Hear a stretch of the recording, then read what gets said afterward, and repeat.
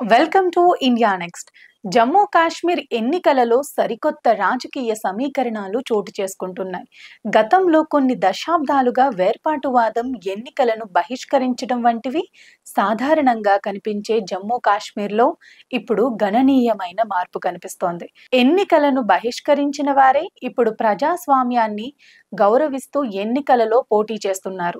ఇప్పుడు జమ్మూ కాశ్మీర్ ఎన్నికల బరిలో 25 మంది వేర్పాటువాదులు అభ్యర్థులుగా ఉన్నారు. నిషేధిత జమాతే ఇస్లామీ సభ్యులు, వారి బంధువులు స్వతంత్ర అభ్యర్థులుగాను, ఇంకా ఇతర పార్టీ టిక్కెట్లపైన పోటీ చేస్తున్నారు. వారిలో జాఫర్ హబీబ్దార్, సయ్యద్ సలీం గిలానీ, జావిద్ హుబ్బీ, ఆగా ముంతాజీర్ మెహదీ వంటి ప్రముఖులు ఉన్నారు. 2019లో కేంద్ర ప్రభుత్వం ఆర్టికల్ 370ని రద్దు చేసి జమ్మూ కాశ్మీర్ ని కేంద్ర పాలిత ప్రాంతాలుగా విభజించింది.